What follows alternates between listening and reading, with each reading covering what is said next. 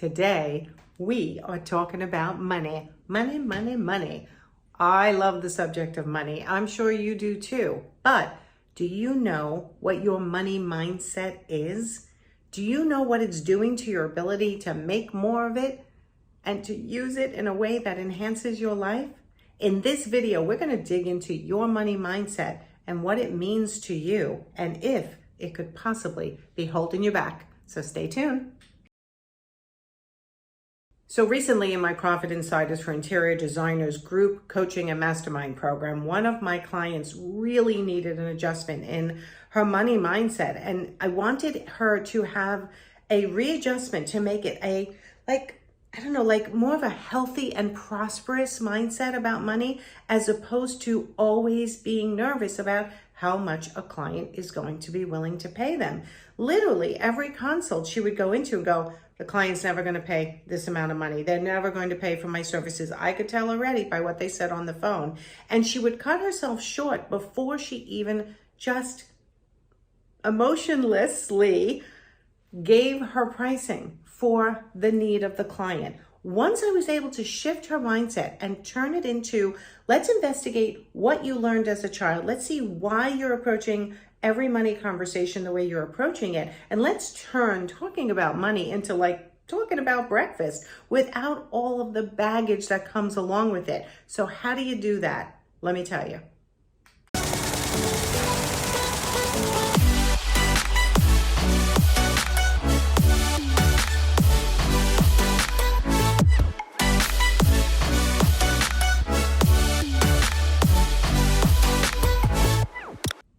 Hi, I'm Nancy Quinn, interior design business coach and body language trainer, and I have helped thousands of interior designers change their money mindset, change it into something that is not affecting whether they can run a profitable business.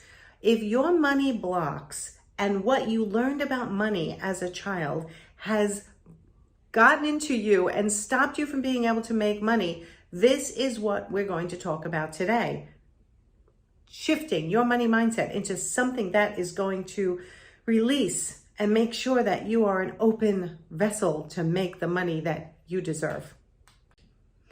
It really all starts with the stories we tell ourselves of money, right? What we learned as a child. Did you think to yourself like money doesn't grow on trees because that's what your parents told you? Or make sure you eat everything on your plate because people are starving in other countries? That's what my parents told me, and I had great parents. Before I continue on though, do me a favor, hit the subscribe button and the notification bell so that you will get notification every time I have a new video. And also while you're down there, write in the comments what you're struggling with or whether this video helped you, because that's the important stuff. I need to know that I'm helping people.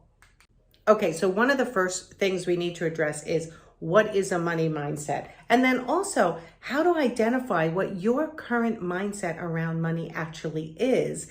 And if you need to change your money mindset so that you can grow your interior design business and start charging what you're worth, because this is what's most important. So first of all, what is a money mindset? Your money mindset is your relationship with money. How do you figure that out? So let's start with what I kind of insinuated before is, what did you learn about money when you were growing up? What were the messages your parents taught you? What were the sentences that were repeated over and over again in your household? That's the first thing I want you to ask yourself. Because if your money mindset is subconsciously kind of oozing out through your pores when you're talking to potential clients, it is something that subconsciously is going to be read by them. And it's going to affect everything, your body language, the words you use, the tone of your voice. When you're nervous, when you're talking about money, it shows through no matter how confident you think you're presenting. So we need to get to that subconscious messaging that has been embedded in you since you were a child. So question number one, what sentences did you learn growing up about money? So as I alluded before, one of the sentences I always heard was, money doesn't grow on trees. And if you want that designer pair of jeans or those designer sneakers, you need to earn it yourself because we're not paying for that. Or when I was eating and didn't want to finish my meal, Sometimes because I didn't like it, and other times because I didn't like it. I would hear things like, finish everything on your plate because people are starving elsewhere, and that cost a lot of money. So these messages from my very good parents, my parents were fabulous, but these messages were embedded in me that it was almost a negative thing to spend money, right? And I want you to know something right from the beginning here. Say the words out loud with me. Money is good. Right? Money is good, and it's okay to think that money is good. Charging money for your services is good. Spending your money on things that are important to you is all good. So with that premise, let's go on to some other questions you can ask yourself to get to the bottom of what might be going on subconsciously that's affecting your ability to earn more money. So besides the first question I asked you is what your family taught you about money, I want you to ask yourself question number 2. Finish this sentence. Rich people are. So either you can ask it, what do I think of rich people? Or you can finish the sentence, rich people are. And be honest. Seriously, be honest. Because I literally had to pull my car over when I did this exercise for the first time. I was driving, I was listening to Tony Robbins, and I was like, whoa, all this negativity is coming into my mind. Rich people are obnoxious. They're righteous. They're demanding. And I went, why do I feel that way? I mean, at the moment in time where I did this exercise, I actually had a decent amount of money. And is that what I thought about myself? No, it's not what I thought about myself. But maybe I was worried that that's what I would turn into. So was that stopping me from charging my worth and earning the money I deserve and actually enjoying the money I earned? It absolutely was. So that was question number 2. That's a prompt I want you to finish. So the first one was, what did my family teach me about money? What sentences do I remember hearing? And number 2 is, what do I actually think of rich people? Or rich people are ... and finish that sentence. Here's another one to think about. If I become financially independent or very wealthy, what will happen to my relationships with my family and friends? The ones I currently have, well, obviously family you always have, but friends, will they think different of me? Will they treat me different? Will I feel different? I don't know, like maybe.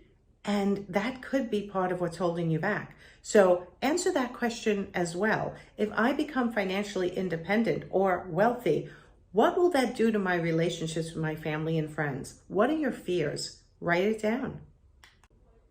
Here's another one that is really important to try to figure out. How would you answer this question? I can't be financially independent and be. Does that bring up anything for you? Let me say it again. I can't be financially independent and be. A good daughter, a good mother, a good father, a good friend. I can't be financially independent and be kind and be a nice person. What is coming up for you? That one was actually kind of easy for me. I didn't have any heavy baggage around that question, but I have done this exercise with thousands of interior designers, and a lot of them do. I can't be financially independent and still be a good partner, right? What is your answer? Write it down and let's analyze some of your answers. So how did that feel to you, answering some of those questions? What came up for you? I've kind of alluded some of the answers that came up for me in the process, but things that definitely were holding me back was thinking, rich people are obnoxious and demanding and righteous and think who they are. So, if I make money, is that what people are going to think of me? And can I actually make decent money and still be a good mother and, spouse and friend? Or are people going to start thinking I'm stuck up? These are things that are really coming up for me at times in the past. And I had to sit down and journal about them and figure out how to get past them. And now I want to help you get past them. One of the things I realized in this process of figuring out my money mindset was that my opinion can be different from other people in my life. I remember when every time I say to my mom or have said to my mom is gone now, but I would say to her, I'm going to have to go to the hair salon or I'm going to get my nails and my toes done. She would every single time say, I never once went to a hair salon and I never once got my hair done by a professional. I always get it done myself because that's a lot of money, isn't it? And I remember thinking like, oh my God, Mom, like that's incredible that you can do that at home for yourself and that you enjoy doing it and that it also saved you money. But for me, I am not talented in that way. If I tried to do my own hair and my nails and my toes, it would come out as like disastrous as you can possibly imagine. As a matter of fact, my sister one time said to me when I did my nails on a cruise, she said, never do your nails again. So little funny sidebar, but the point is that the way I choose to spend my money may have been different from what my mom chose to spend her money on. And it's okay to have a difference of opinion. So number one, when you're going through these exercises, is make it okay for you not to have the same opinion as somebody who was so influential in your life or is still so influential in your life. You're allowed to have your own perspective about money. So make that okay right now.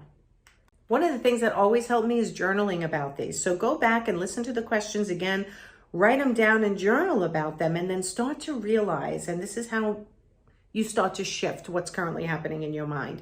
So every time you start having a thought, when you either go to spend money or start to charge the right amount of money for your services, think to yourself, what is my brain doing? Am I thinking, oh my God, I'm so not worth this? Is this anyone really going to pay for this? And then try to figure out, based on the questions in this exercise, is that coming from someone else? Is that coming from another voice that is embedded in your subconscious? Or is that really the way you want to live your life?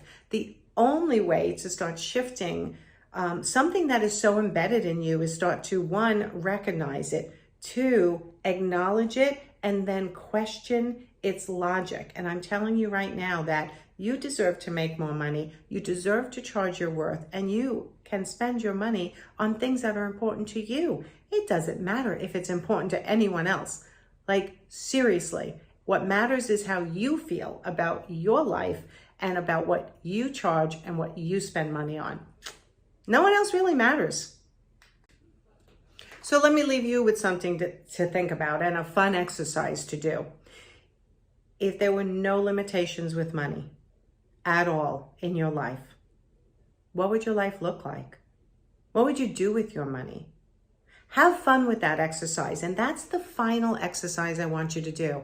No limitations. Let's see, for me, I would definitely go and live in Tuscany for a month or two. I probably wouldn't have multiple houses, but I would use my money to go from place to place and just travel. What would you do with money? It's really important for you to figure out and start visualizing spending your money on things that make you happy, things that give you personal growth, investing in yourself, in your business, in your livelihood, in your personal life. What if you had no limitations? What would you do?